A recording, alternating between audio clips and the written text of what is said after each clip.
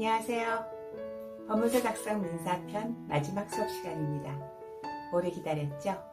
드디어 이제 끝이 왔습니다. 마지막 수업 과제 4 강평으로 시작해 보도록 합시다. 이번 과제는 교통사고로 상해를 입은 원고가 손해배상금을 청구하는 내용이었죠.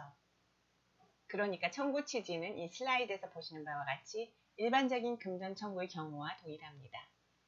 다만 유의하여야 할 것은 손해배상금 청구에 대한 부대 청구로서의 지연이자 청구의 기산점은 언제부터죠? 불법행위 당일부터입니다. 불법행위로 인한 손해배상 청구권의 경우에는 별도의 이행 최고가 없더라도 채무 성립과 동시에 지연 손해금이 발생한다고 해석하는 것이 현재 대법원 판례의 입장입니다. 그러므로 이 입장에 따르면은 이행기인 불법행위 당일부터 지연 손해금이 발생합니다. 이게 일반적인 금전 청구하고 차이죠. 자, 일반적인 금전 청구. 예를 들면 매매대금 청구의 경우 지연이자 언제부터 기산되나요? 매매대금 지급 이행기인 바로 매매대금 지급일 그 다음날부터 지연이자가 기산되죠. 손해배상 청구와 관련하여 또 한 가지 유의하여야 할 사항은 이러한 교통사고로 인한 손해배상 청구와 같이 불법행위로 인한 손해배상 청구의 경우에는 채무의 존재 내지는 채무 금액에 채무자가 다투는 것이 상당하다고 인정될 가능성이 상당히 높습니다. 그렇기 때문에 소장 부권 송달일 다음 날부터 12%를 적용하는 소촉법 3조 제1항이 배제될 가능성이 높죠. 그럼에도 불구하고 그냥 소장 부권 송달일 다음부터 12%를 청구할 것이냐 하는 것은 소송 전략의 문제입니다. 연습문제 4에는 소제기 시점을 2016년 7월 30일로 하도록 되어 있더라고요. 사고 발생일이 2018년 2월 20일이라는 점을 고려할 때 이건 출제 오류라고 보입니다. 그래서 강평은 소촉법 개정 이후에 소제기하는 것을 전제로 진행하려고 합니다. 자배법에 따라 손해배상 청구를 하는 경우에는 손해배상 청구권 발생에 필요한 요건 사실은 자배법 제3조를 기준으로 판단해야 합니다. 자, 자배법 제3조는 자기를 위하여 자동차를 운행하는 자는 그 운행으로 다른 사람을 사망하게 하거나 부상하게 한 경우에는 그 손해를 배상할 책임을 진다라고 규정하고 있죠. 그러니까 자배법 제3조에 따라 손해배상 청구를 하기 위해서 필요한 요건 사실은 첫째, 피고 소유의 자동차 운전으로 인해 사고가 났다. 그 교통사고로 원고가 사망 또는 부상하였다. 그로 인해 금전적 손해가 발생했다. 그리고 자동차 운행과 손해 발생 간에는 인과관계가 존재한다. 이 네 가지가 전부입니다. 운전자의 과실은 언급할 필요가 없습니다. 자, 이론상으로는 이렇게 자동차 운행과 손해 발생 간의 인과관계가 필요합니다만 이거는 특단의 사정이 없는 한 교통사고로 사람이 다친 것으로 확인되면 인과관계는 추정됩니다.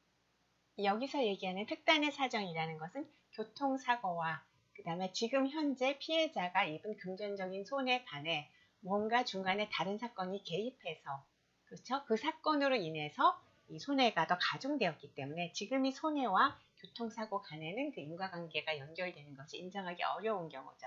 예를 들면 피해자의 치료 과정에서 심각한 의료사고가 발생해서 피해자의 상태가 심각하게 악화되고 장애 정도도 높아지고 그런 경우입니다. 그런 예외적인 사유조차도 그런데 그거는 피고가 항변으로 주장할 사안이고요. 원고가 얘기할 필요는 없습니다. 원고는 교통사고가 발생했고 그 사고로 인해서 내가 현재 입은 손해가 이만큼이다를 증명하면 그 사고와 그 손해 발생 간에는 인과관계는 일단 추정이 됩니다. 자, 자배법상 손해배상 청구의 경우에는 손해배상 책임의 발생과 손해배상 책임의 범위를 나눠서 기재하는 게 일반적인 관행이고요. 이 손해배상 책임의 발생 항목에 기재하여야 하는 요건 사실의 핵심은 결국 피고가 그 자동차를 소유했고 그리고 그 자동차의 운행 중 교통사고가 발생해서 원고가 다쳤다입니다. 물론 금전적 손해가 발생하였다는 점도 요건 사실이긴 합니다만 편의상 금전적 손해 부분은 손해배상 책임의 범위 이 부분에서 별도 항목으로 따로 다루는 것이 일반적입니다. 자, 지금까지는 제가 이제 그 보험회사가 아닌 그 자동차 소유자를 피고로 하는 경우를 말씀드렸고요. 만약에 피고를 보험회사로 한다 그러면 요건 사실에 하나가 더 추가가 돼야 되겠죠. 보험계약의 존재죠. 근데 이 보험계약은 자동차 소유자와 보험회사 간의 자동차 보험계약이 존재한다. 이게 요건사실입니다. 그리고 이 경우에 자동차 소유자와 실제로 자동차를 운전한 자가 동일할 필요는 없습니다.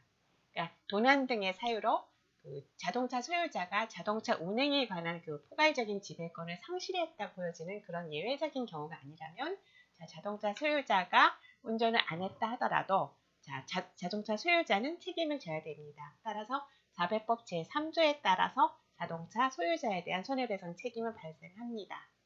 다만 이 경우에 자배법상 자동차 소유자가 책임을 진다 그래서 보험회사가 무조건 책임을 지는 것은 아니겠죠.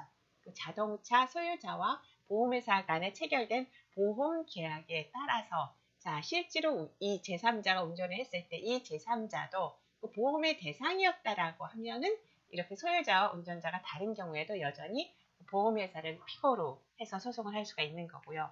만약에 그 보험계약에서 그 커버하고 있는 제3자의 범위를 벗어난 제3자가 그 운전을 했다. 이 경우에는 그 보험계약상 보험회사는 보험금 지급 의무가 없습니다. 그래서 이런 경우라면 자배법상 청구를 하면서 보험회사를 피고를 하면 안 되겠죠. 이런 경우에는 그러면은 누구를 피고를 하여야 할까요? 운전자와 소유자가 다른 경우 자배법 제3조에 따른 손해배상 청구를 하려면 그때 피고는 소유자입니다. 운전자가 아닙니다. 그런데 소유자가 무자력이어서 운전자에게 책임을 물어야지만 내가 배상을 받을 수 있는 상황이다. 이렇게 되면 그때는 자배법 제3조가 아니라 민법상 불법행위로 운전자를 상대로 손해배상 청구를 해야 됩니다. 즉 운전자의 운전 과실을 원고가 입증을 해야 된다는 것이죠. 우리 사례에서는 운전자와 소유자가 동일했기 때문에 이런 복잡한 문제는 발생하지 않습니다.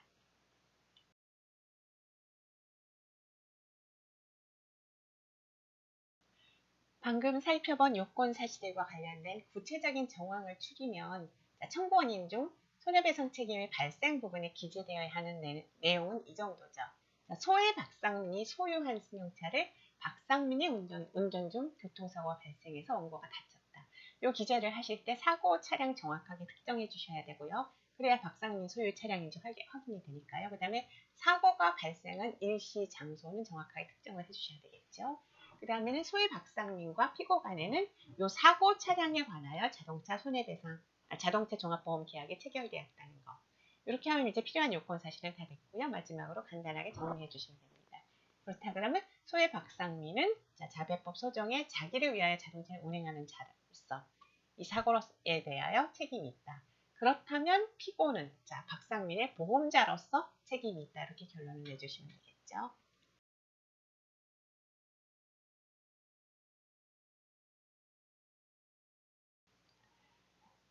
적극적 손해 항목에 기재되어야 할 사항들을 보겠습니다.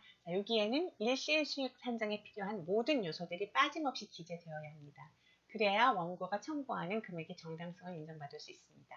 쉽게 말해서 원고가 원하는 금액, 그 청구액을 계산하기 위해서 필요한 요소들은 다 줘야 된다는 거죠. 나이, 성별, 기대 여명은 그 가동 연하까지 수입을 인정해 주려면 이때까지 원고가 생존해야 한다고 전제해야 되지 않습니까? 그래서 기대 여명을 기재해 주는 것입니다. 기대 여명에 관한 자료는 통계청에서 발표하는 생명표를 보시면 됩니다. 이게 수시로 업데이트 되니까 사고 시점에 적용되는 생명표에서 인용하시면 되고요. 이 사안의 경우에는 2018년 생명표를 이용하면 되겠죠. 생명표의 기대 여명은 남녀로 구분해서 각 연령별로 계산되어 있으니까 여성에 대한 표 중에서 피해자의 만 나이에 가까운 것을 인용하시면 되겠습니다. 만 27세 11개월이니까 만 28세 기대여명 인용하면 되겠죠. 일시 수입을 계산하기 위해서 가장 중요한 자료는 물론 수입이겠죠. 그래서 직업이 있는 경우에는 구체적인 직업과 그 실제로 피고가 벌어들이는 돈, 그리고 가동 연한을 기재하면 되는데 직업이 없는 경우에는 이용노임을 기준으로 합니다. 그런데 이용노임을 기준으로 한다 해서 무조건 도시 이용노임이 적용되는 건 아닙니다. 그 본건의 경우에는 원고의 거주지가 도시니까 도시 일용 노임이 적용되는 거고요. 만약에 농촌이라면 농촌 일용 노임을 적용해야 합니다. 자, 도시일용노임과 관련해서는 대한건설협회에서 매년 사실은 상반기, 하반기 이렇게 해가지고 건설업 임금 실태 조사 보고서라는 것을 발표하는데요. 거기에 들어있는 노임 단가를 기준으로 하는 것이 일반적입니다. 이 사안의 경우에 사고 발생일이 2018년 2월이죠. 그러니까 2018년 상반기 건설업 임금 실태 조사 보고서를 인용하시면 될 것 같습니다. 자, 이 보고서를 보시면 개별 직종 노임 단가라는 표가 있고요. 그 표에 직종별로 서로 다른 임금을 공시하고 있습니다. 그러니까 특별한 기술이 있는 일용 노동자의 경우에는 그 해당 직종별로 따라 들어가서 거기 있는 임금을 인용하시면 되고요. 특별한 기술이 없는 일용 노동자는 이 표 중에 보통 인부라는 항목이 있습니다. 그 보통 인부 항목의 수치를 적용하는 것입니다. 자, 일용 노임의 경우에는 한 달에 며칠 동안 일하느냐, 이게 나와야지 이제 한 달에 월 수입이 정해지죠. 근데 도시 일용 노동자의 경우 과거에는 월 평균 근로일수를 25일로 인정했었는데요. 요즘은 사실 토요일날 근무 안 하잖아요. 그래서 월 22일만 인정하는 추세입니다. 다만 농촌 일용 노동자의 경우에는 여전히 월 25일을 인정하고 있습니다.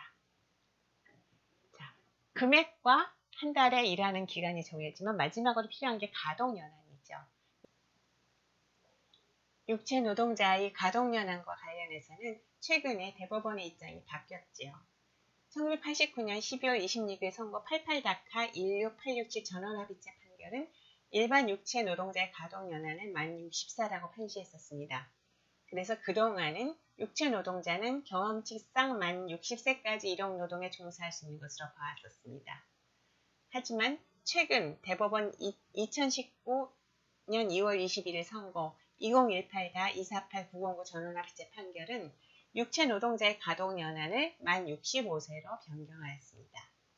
이 판결에서 대법원은 우리나라의 사회적, 경제적 구조와 생활 여건이 급속하게 향상 발전하고 법제도가 정비 개선됨에 따라 89년 전원합의체 판결 당시 경험칙의 기초가 되었던 재반 사정들이 현저히 변화했다는 이유로 이제는 특별한 사정이 없는 한 만 65세까지도 가동할 수 있다고 보는 것이 경험칙에 합당하다고 판결하였습니다.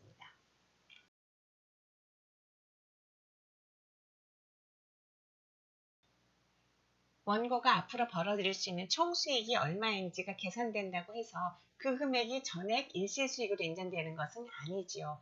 이 금액 중에서 실제로 원고가 상실한 금액이 얼마인지를 계산해서 그게 원고의 손해로 인정되는 것입니다. 이번 기간처럼 전혀 일을 할 수 없었던 기간은 계산이 단순하죠. 그냥 100% 인정해주면 되니까. 하지만 가동이 어느 정도 가능한 기간에 대한 일시수익은 결국 노동능력 상실도를 어느 정도로 인정받느냐가 관건입니다. 따라서 정확하게 신체의 어느 부위에 어떤 손실이 발생했고 그 결과 어느 정도로 노동능력이 상실되었느냐가 구체적으로 주장되고 입증되어야 합니다. 이와 관련해서 그 장외 부위의 구체적인 특정은 보통 맥브라이드 장애평가표를 이용합니다. 이 맥브라이드 장애평가표라는 것은 신체의 각 부위별로 구체적인 명칭과 번호를 붙여서 구분하고 있습니다. 따라서 이 표의 어느 항목인지를 특정해야 정확하게 어디에 어떤 장애가 생겼는지를 알 수 있습니다. 그러니까 이 사안 같은 경우라면 엔제대학교 부산백병원 의사로부터 치료를 종결한 후에도 맥브라이드 장애평가표 관절 강직 부분 실관절 4-1의 영구의 장애가 남아 노동능력 14.5%가 상실된다는 진단을 받았습니다. 이 정도로 구체적으로 기재를 해주시는 것이 바람직합니다. 이런 요소들을 모두 적용해서 계산되는 일시수익 총액은 아직 발생하지 않은 장래 수입이죠. 그래서 이 금액을 불법행위 시점을 기준으로 현가 환산하는 작업이 필요합니다. 이러한 현가 환산 작업은 우리가 호프만 지수나 라이프니츠 지수를 사용하는데요. 자, 법원에서는 보통 호프만 계수를 사용하니까 이제 소장을 쓰실 때는 호프만 계수를 사용해서 기재하시는 것이 바람직합니다. 자, 그럼 구체적으로 이번 기간은 4개월이니까 4개월 호프만 지수를 사용하시면 됩니다. 그 다음의 기간은 다소 계산이 복잡합니다. 일단 기본적으로는 원고의 가동연한이 끝나는 만 65세가 될 때까지의 기간인 호프만 계수를 적용해서 계산하되, 자, 앞에서 별도로 100% 손실을 인정해준 앞에 4개월간의 수입은 이중지급을 막기 위해서 빼줘야 되겠죠. 자, 만 65세까지 실제 남은 기간은 원고의 생일을 고려할 때 445개월에서 며칠 모자라는 444개월 28일입니다. 그런데 호프만 계수를 적용할 때는 월 미만은 버리고 계산합니다. 따라서 적용해야 할 호프만 계수는 1차적으로는 444개월의 호프만 계수가 되지요. 문제는 444개월에 해당하는 호프만 지수는 251.0323으로 240을 넘습니다. 그래서 240을 적용해야 합니다. 그런데 앞에 4개월은 이미 100% 인정해 주었으니까 이 기간은 이전 예산되지 않도록 빼줘야 되죠. 그래서 240-3.9588이 적용되는 것입니다. 우리 사례는 앞 시간에 설명드린 1987년 2월 10일 선고 86-1759 판결과는 사실관계가 다른 경우입니다. 그 판결은 불법 행위 시부터 일정 기간은 수입이 없는 유예기간이 있는 경우입니다. 이 경우 최종 가동기간에 적용되는 호프만 지수를 산정함에 있어서 그 수치가 240을 넘더라도 유예기간을 공제한 결과가 240 이하이면 그걸 적용하면 된다는 의미입니다. 그러니까 우리 사례와의 관계에서 본다면 이는 총 가동 시한인 444개월에 적용되는 호프만 지수를 결정하는 과정에서 적용되어야 할 판결이지만 우리의 경우에는 불법 행위 시부터 수익이 발생해서 유예기간이 없기 때문에 뺄 게 없는 겁니다. 그러니까 그냥 240으로 확정하면 됩니다. 우리 사례에서 앞에 4개월치를 공제해주는 이유는 이 기간은 100%로 손실을 인정해주기 위해 따로 계산을 해주었으니까 이중으로 지급받는 것을 막기 위해서 240-3.9588이 적용되는 것이고요. 그러니까 빼주는 이유가 제가 말씀드렸던 판결하고는 이유가 전혀 다르기 때문에 앞에 말씀드린 판결은 우리 사례하고는 관계가 없습니다. 소장에 이러한 일실수익과 관련해서 기재를 하시면서 노동능력 상실 정도가 14.5%라고 기재하면서 구체적인 일실수익 액수는 장차 신체 감정 결과에 의하여 확정하여 청구하겠습니다. 이렇게 기재하신 분들이 있더라고요. 자, 이런 기재는 노동능력 상실 정도를 모를 때 그렇게 하는 것입니다. 노동능력 상실 정도를 모를 때는 그냥 대충 청구하면서 소송 과정에서 신체 감정을 해서 비율을 정확하게 해갖고 정정하겠다. 이렇게 하거든요. 그런 경우에 이제 이런 표현을 사용하는 거고요. 본건의 경우에는 이미 인제대학교 부산백병원에서 14.4%의 노동능력이 상실된다는 진단을 받았습니다. 그렇다면 원고 입장에서는 그냥 이 진단서 붙여서 노동능력 상실 정도가 14.5%라고 주장하면 되죠. 그럼 이 14.5%를 피고가 다투고 싶다면 피고 쪽에서 신체 감정에서 다툴 것이고요. 아니면 그냥 피고 입장에서도 이 부분은 이견이 없다 그러면 그냥 인정하면 넘어가는 거고요. 그러니까 이렇게 14.5% 노동능력 상실도가 나온 사안에서 그 소송을 하면서 구체적인 일실수익 액수는 장차 신체 감정 결과에 의해 확정한다는 것은 좀 말이 안 되죠. 마찬가지로 그 보조기대 언급하신 분들이 있습니다. 보조기대 관련해서 언급하시면서 장차 신체 감정 결과에 의하여 청구하겠다고 했는데 이 경우에도 마찬가지입니다. 이 경우에는 벌써 노동력 상실이 어느 정도인지 확정됐고 이 정도 관련해서는 지금 보조기대가 필요한 얘기가 없잖아요. 그럼 이제 필요 없는 사안이거든요. 역시 이 사안에서는 불필요한 기재입니다. 원고가 이 사건 손해배상 청구와 관련하여 소장에서 주장하는 사실을 뒷받침하기 위해 필요한 자료들을 한번 뽑아보았습니다.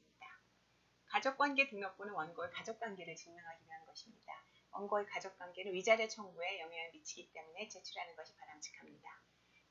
갑재 이호증 교통사고 사실 확인원. 교통사고가 발생하였다는 것은 요건사실입니다. 근데 이거를 소장에 쓰는 것은 주장에 불과하지요. 입증이 되어야 합니다. 교통사고가 발생하였다는 점 입증하기 위한 가장 손쉬운 입증 방법이 경찰서에서 교통사고 사실 확인원을 발급받아서 제출하는 것입니다.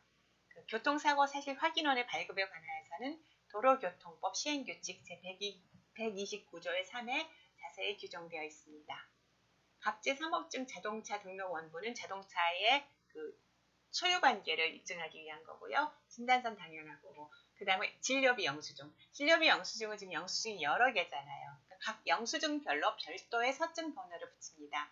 5개의 수 중에 갑제 1호증에 갑제 5호증의 1, 갑제 5호증의 2, 갑제 5호증의 3 이런 식으로 관련된 5호증이라는 그 번호와의 섭 카테고리를 만들어서 이렇게 번호는 따로따로 붙이되 그러니까는 갑 5호증은 전부 영수증이라는 걸 한눈에 알아볼 수 있도록 이렇게 번호를 가지 번호를 사용합니다. 6호증 후유장애 진단서는 노동능력 상실력 정도를 입증하기 위한 거요. 주민등록번호는 원고 주소와는 겁니다. 그리고 피고가 지금 보험회사이기 때문에 법인 등기부 등본이 붙어야 될 거고 보험계약의 존재를 위해서는 보험계약서도 필요하겠죠.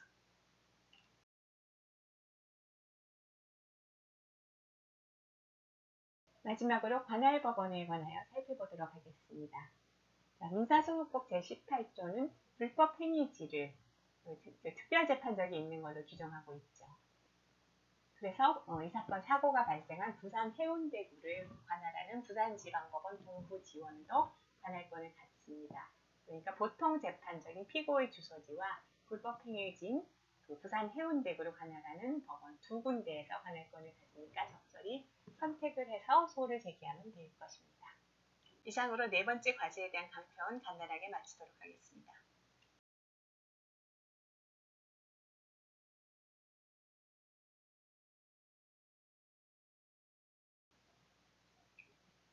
민법 268조를 보면은 공유자는 공유물의 분할을 청구할 수 있다. 그러나 5년 이내의 기간으로 분할하지 아니할 것을 약정할 수 있다. 라고만 규정하고 있습니다. 그렇기 때문에 공유물 분할에서의 요건사실은 매우 간단합니다. 원고와 피고들이 물건을 공유하고 있다는 사실만 기재하면 되는 거죠. 물론 각 당사자들의 공유 지분은 특정을 해줘야 되겠죠. 자, 민법 269조 제1항 소정의 분할 방법에 관한 협의가 성립되지 아니한 것. 요거는 소송 요건 사실입니다. 따라서 소송이 계속되는 중이라도 협의 분할이 이루어져 버리면 그 시점부터는 소의 이익이 없는 것으로 되어 각하됩니다. 그리고 민법 268조 제1항에 보면 이제 분할 금지 약정을 할 수 있다라고 하고 있는데요. 요거는 항변 사실이죠. 그러니까 원고가 분할을 청구하기 위해서 분할 금지 약정이 존재하지 않는다는 이야기는 할 필요가 없고 분할 청구를 위해서는 그냥 원고와 피고들은 공유하고 있다. 그런데 분할을 원한다. 이렇게 청구하시면 됩니다. 공유물 분할의 소의 성격은 형식적 형성의 소입니다. 즉 공유물을 분할한다는 것은 다툼의 대상이 된 권리관계를 법원이 확정하는 것이 아니고요. 사실 당사자 간의 협의에 의해서 어떻게 분할할지를 정해야 되는데 이 협의가 성립이 안 되니까 당사자 간의 협의에 대신해서 법원이 재량에 따라 합리적인 방법으로 분할을 하는 겁니다. 이렇게 해서 법원이 분할을 해주면 그 법원의 결정에 의해서 공유자 사이의 기존 권리관계, 즉 공유관계는 폐기되고 적절한 장래의 권리관계가 창설되는 거죠. 그런 의미에서 형식적 형성의 소라고 합니다.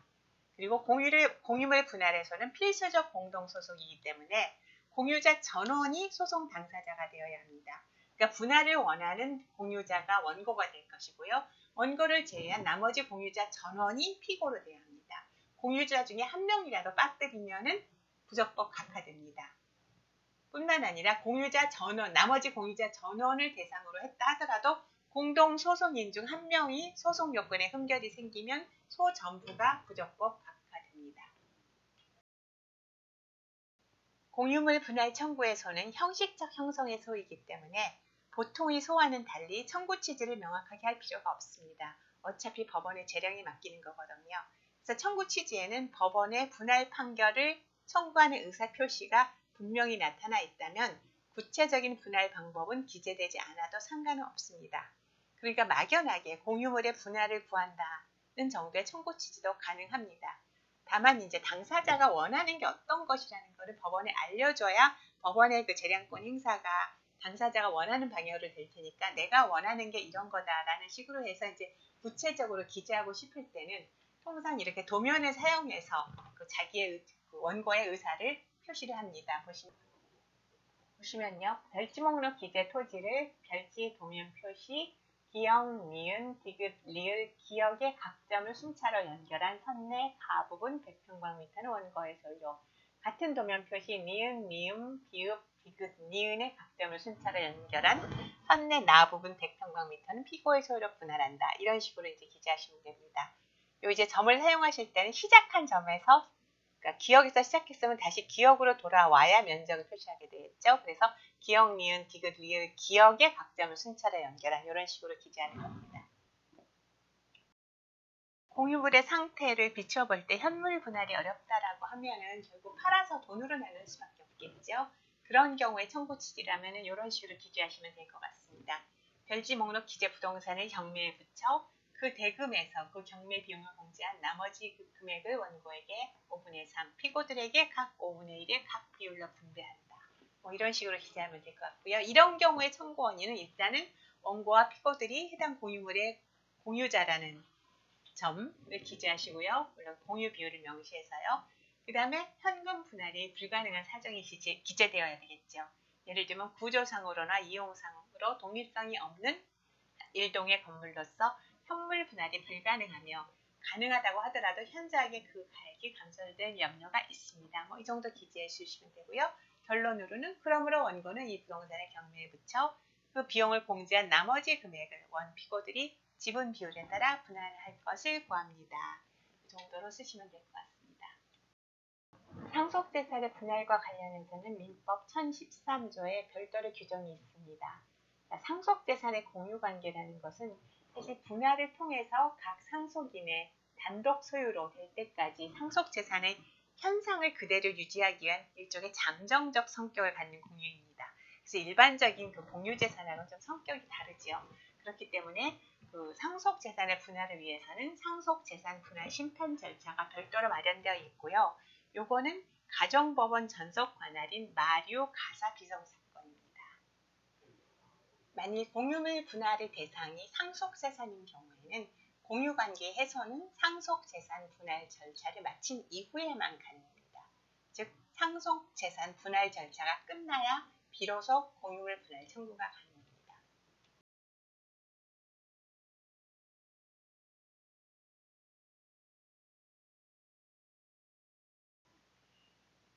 내가 소유하는 토지에 다른 사람이 지상권 등 정당한 권한이 없이 건물을 소유하고 있다고 생각해 봅시다.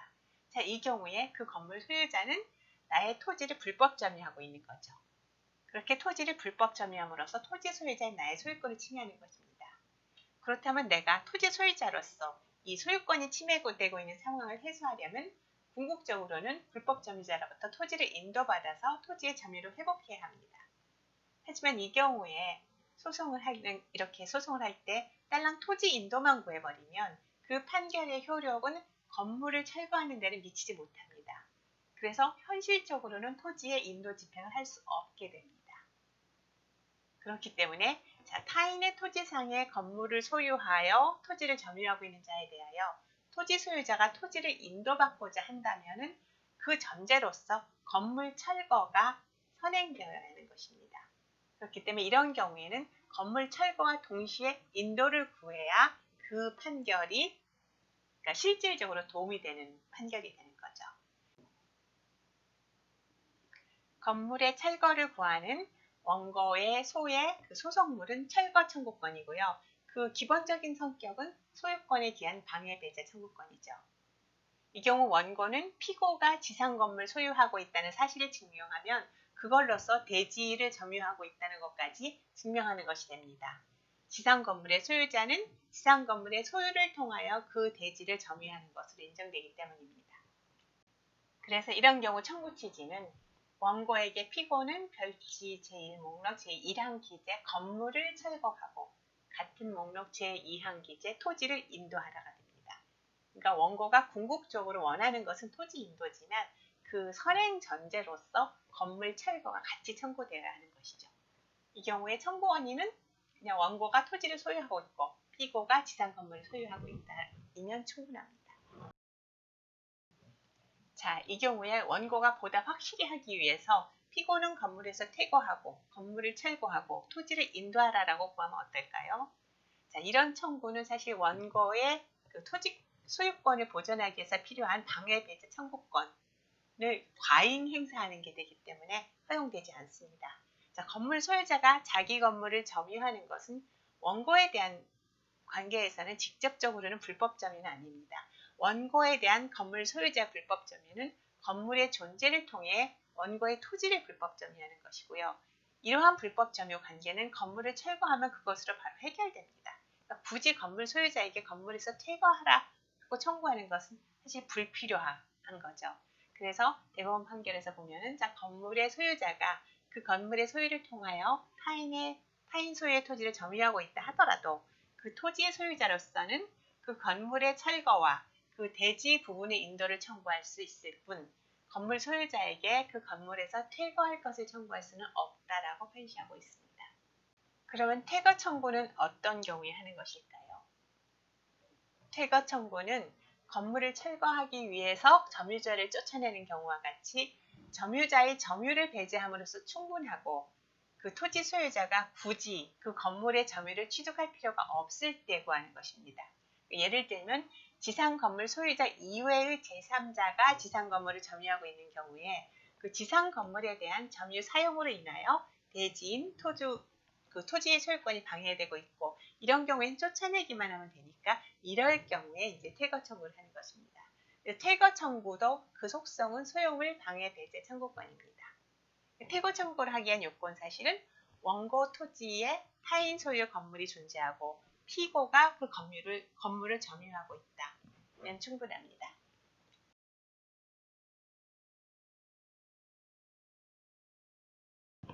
그래서 이와 같이 원고 토지 위에 갑이 건물을 소유하고 있고요. 그 건물의 1층은 갑이 사용하고 2층은 을이 사용하고 있다.